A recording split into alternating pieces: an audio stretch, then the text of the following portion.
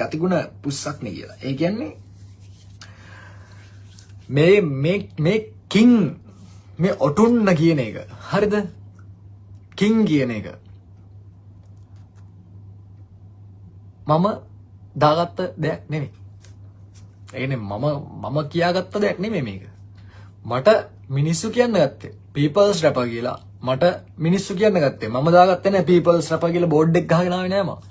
මිනිස්සු තමයි මට කිව්වේ people's rapper. ඕකේ. එතකොට මිනිස්සු තමයි මට කියන්නේ කිං. මේ මගේ සින්දු ආන කට්ටිය තමයි මට කිං කියලා කියන්නේ. ඉතින් ඒගොල්ලෝ තමයි කියන්නේ මේක මේ දැන් මම හිතන්නේ මේගොල්ලෝ හිතන්නේ මේ මේක මම තමයි කිං මගේ ඔටුන්න එහෙම කියලා මේ මම පොර කනවා කියලා හිතන්නේ. මේ පොර කෑමක් නෑ. මම කරන්නේ මිනිස්සු මට දීලා තියෙනවනේ කිං කියලා එකක්. එතකොට ඒගොල්ලෝ මට කිං කියනවා නම් මම මේක කිං විදියට වගකීම බාර ගන්න ඕනනේ නේද? ඒ කියන්නේ මට ඔක මේ මිග්සි ඩිස් කරානේ. මිග්සි තමයි මට මූණටම ඇවිල්ලා කිව්වේ. මිග්සි මට මූණටම ඇවිල්ලා කිව්වා බ්‍රෝ. ඔයා ගේම් එකේ කිං නම් ඔයා ඔය කරන දේ හරිද? ඒ කියන්නේ දැන් මේ කාලයකට කලින් මම අවුරුදු දෙකකට විතර දෙකමාරකට විතර කලින් තමයි මිග්සි ඩිස් එක දැම්මේ. මිග්සි ඇවිල්ලා මට කිව්වා බ්‍රෝ මම ඔයා ඩිස් කරලා තියෙන්නේ මේ රැප් එකේ. ඇයි? බ්‍රෝ ඔයා කිං කියලා කියනවනේ. ඔයා කිං නම් ඔයා මේකේ වගකීම අරගෙන තින්නේ. ඇත්තටම මම ඒ වෙලාවේ මේ සෙල්ලමේ වගකීම අරන් තිබ්බේ නෑ ඇත්ත. මම ඒ වෙලාවේ මේ ලංකාවේ රැප් ගේම් එක අතහැරලා මම මගේ ගේම් එක ඉන්ටර්නැෂනලි ફોකස් කරගෙන හිටියේ. ලංකාවේ රැප් ගේම් එක ගැන හිතුවේ නෑ ඒක. ඇත්තටම. අහුවෙත් නෑ සින්දුවක්වත්. එතකොට මිග්සි මට ඇවිල්ලා කිව්වා මම ඒ වෙලාවේ මම මිග්සිට මොකද්ද කිව්වේ?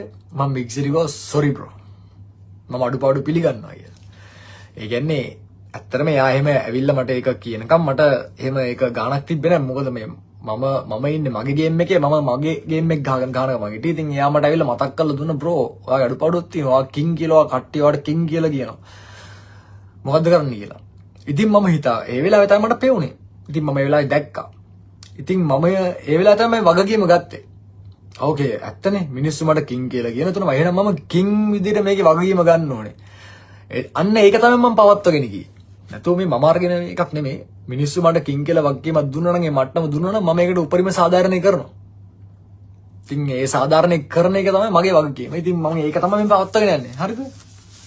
එතකොට